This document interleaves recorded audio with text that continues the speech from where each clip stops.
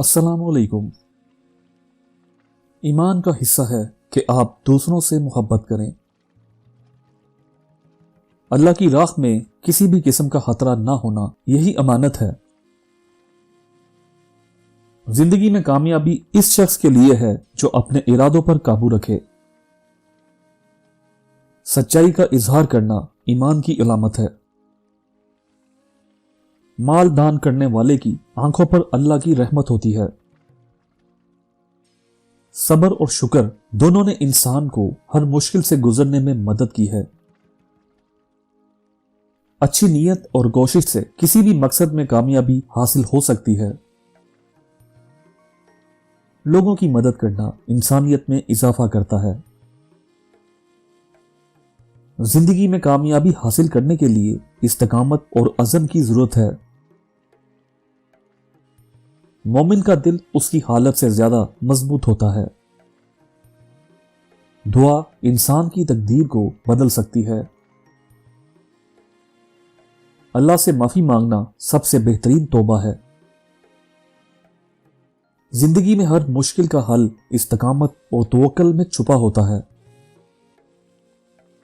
अमीर वो नहीं जो ज्यादा माल रखे, बल्कि अमीर वो है जो शुक्रगुजार है। अमानतदार इंसान ईमान वाला होता है। सदका का असल मकसद गरीबों की मदद करना है। इज्जत और शराफत इंसानियत की बुलंदियों को नजरअंदाज करता है। हया ईमान का हिस्सा है। दिलचस्पी और मोहब्बत से दूसरे लोगों से मिलना इंसानियत को मजबूती देता है। दुआ का असर सबसे ज्यादा अपने माँ बाप के लिए होता है। हलाल रोजी में बरकत होती है। ग़ीबत करना अपने आप को नुकसान पहुंचाने वाला अमल है। नेकी करने वाले को हमेशा अल्लाह की पनाह चाहिए। हलाल रोजी में बरकत होती है। ये एक अजीम हकीकत है जो हमें ये सिखाती है कि रोजी हासिल करने का सही और ईमानी तरीका क्या है। हलाल रोजी के पीछे एक अजीम असूल छुपा होता है जो हमें ये सिखाता है कि अगर हम अल्लाह की रजा और हलाल कमाई की राह में मेहनत करें तो अल्लाह खुद हमेशा हमारी मदद करता है।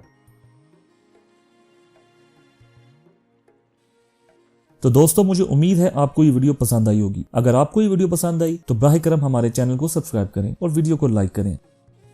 हमें आपकी तायद और हमायत की बहुत ज्यादा जरूरत है ताकि हम और बेहतरीन कंटेंट पेश कर सकें। हमारे साथ रहने के लिए शुक्रिया। अगली वीडियो में मिलते हैं। अल्लाह हाफिज।